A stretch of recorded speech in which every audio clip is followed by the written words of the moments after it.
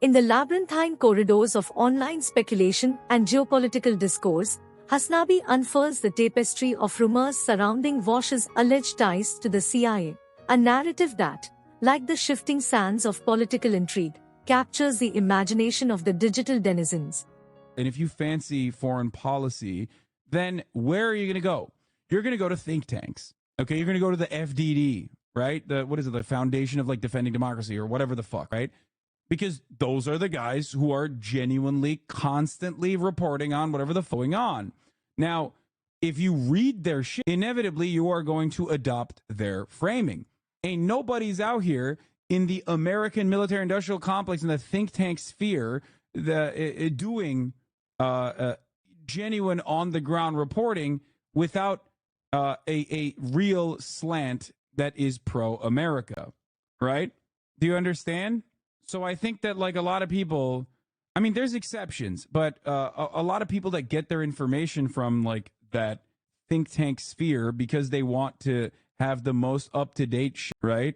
They are going to inevitably adopt the framing of these institutions that are directly populated by people that were a part of the military-industrial complex. They are a part of the military-industrial complex, or directly are a outsourced version of America's imperialist interests.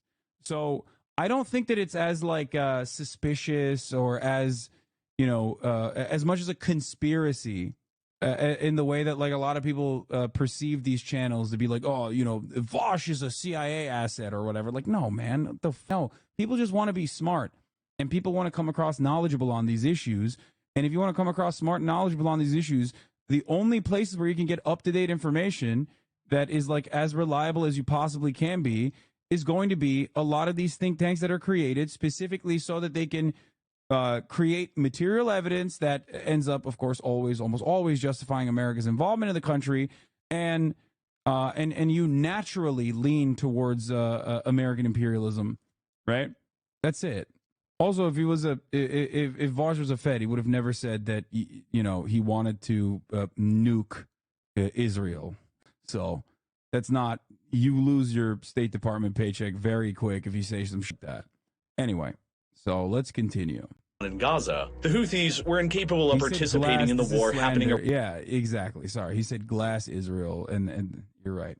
Around Gaza directly, and so they decided to begin intervening on the side of Hamas more indirectly. In November of 2023, the Houthis declared that they would begin attacking every single ship they could find sailing nearby to their territory in the Red Sea that was linked in any way to Israel, including any ships traveling to or from Israeli ports.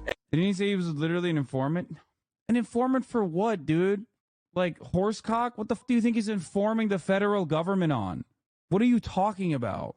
It's probably a joke that people took seriously. People take YouTubers so seriously, and everybody does it. Everybody does it. Everybody that thinks they're above it thinks that is real. Okay? Your humor is too dry. Yeah. I think I do legitimately think that a lot of people place so much emphasis on YouTubers, thinking that we move the needle in any meaningful direction. And it's so silly.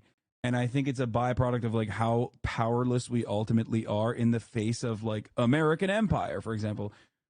No matter how much we fancy ourselves to be a democracy, you look at the hundreds of thousands of people that are protesting in DC this past weekend for Palestinians, okay?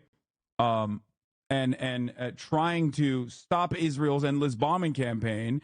And there's not even a fraction of that in the media as far as coverage goes. And nobody cares. And time goes on. And we continue. We continue doing exactly what we were doing. All right. As the digital agora pulsates with whispers and conspiracy theories, Hasanabi, akin to an orator navigating the treacherous waters of public opinion, delves into the heart of the matter with the precision of a surgical scalpel. Drawing parallels to think tanks, those modern-day oracles of foreign policy, Hasanabi casts a critical eye on the sources that wield influence over the minds of those hungry for geopolitical insights. The shadows of the military-industrial complex, like ancient specters haunting the annals of history, extend their tendrils into the realms of information dissemination, influencing narratives and shaping perspectives. Hasanabi, with the astuteness of a seasoned navigator, exposes the symbiotic relationship between information seekers and the entrenched interests of imperialist agendas. Communists, like the historical purveyors of suspicion, employ the age-old tactic of questioning allegiance and intent, wrapping YouTubers in a cloak of clandestine influence. Much like the threads of historical misinformation that wove themselves into the fabric of public perception, these claims stained the digital landscape with a brush of suspicion, painting a tableau where every digital utterance may be seen as a coded message from the intelligence echelons. In dismissing the notion of Vaush as a clandestine puppet master, Hasanabi unveils the flimsy veils of conspiracy, revealing a more mundane truth, that individuals often parrot the narratives of the institutions they rely upon for information. The alchemy of online discourse, where whispers transform into roaring tempests, converges with the ever-persistent theme of seeking knowledge within the corridors of power. Hasanabi, the herald of rationality in the tempest of online conjecture, extinguishes the flames of speculation with the icy breath of logic. The conspiracy theory, akin to a phoenix attempting to rise from its own ashes, crumbles under the weight of Hasanabi's scrutiny. The assertion that Vaush is a federal informant with a penchant for nuclear aspirations becomes a mere mirage in the desert of digital illusion. As Hasanabi navigates the complex seas of geopolitical events, he confronts the haughty declaration to attack ships linked to Israel in the war-torn waters of Gaza. The symphony of geopolitical chess moves, reminiscent of historical stratagems, unfolds against the backdrop of a digital arena where YouTubers wield pens as swords. Hasanabi, with a sagacious nod, dismisses the notion that Vaush, in this labyrinth of influence, plays the role of informant. With a poignant reminder that the influence of YouTubers pales in comparison to the gargantuan mechanisms of the American empire, Hasanabi weaves a cautionary tale for those who elevate online personalities to the echelons of geopolitical power. The lack of media coverage for pivotal events, such as the Palestinian protests, becomes a glaring testament to the selective gaze of global consciousness, where the murmurs of digital influencers are drowned out by the cacophony of established power dynamics. The human mind, akin to a voracious seeker of patterns and explanations, craves a semblance of order in the seemingly chaotic vastness of existence. Conspiracy theories, like ancient myths and fables, offer a narrative that extends beyond the ordinary, a comfort for minds yearning to grasp hidden truths and navigate the enigmatic labyrinth of reality. The psychological underpinnings of conspiracy theories find roots in the innate human tendency to discern patterns, a primal instinct etched in the cognitive DNA of our species. As pattern seekers, our minds yearn to connect the dots, to illuminate the shadows of uncertainty with the light of cohesive explanations. Conspiracy theories, with their tantalizing promise of unveiling concealed plots, become the mosaic through which individuals attempt to make sense of a world that often defies simplistic comprehension.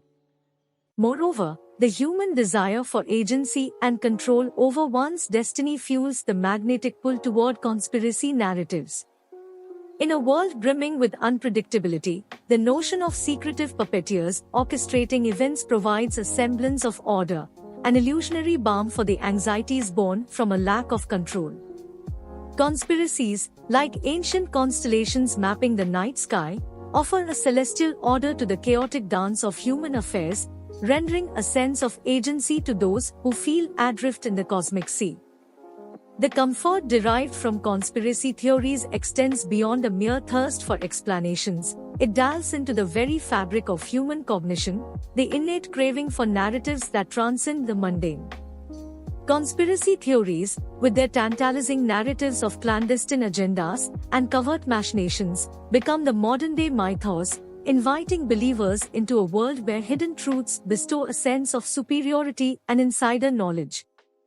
The allure of conspiracy theories is, in essence, a dance with cognitive dissonance, a psychological phenomenon where conflicting beliefs and realities coexist in the recesses of the mind. For some, The comfort derived from embracing conspiracy narratives is a shield against the discomfort of existential ambiguity. In a world teeming with uncertainties, conspiracy theories serve as the proverbial security blanket, shielding the psyche from the unsettling winds of chaos. In the denouement, Hasanabi's resignation echoes through the digital canyon, a somber acknowledgement of the enduring status quo. The cycle of influence, veiled in the guise of online discourse, perpetuates itself against the backdrop of geopolitical realities, where the digital oracles may not hold the keys to transformative change. In the symphony of conspiracies and geopolitical machinations, Hasanabi stands as a beacon of discernment, guiding the online voyagers through the turbulent waters of digital discourse.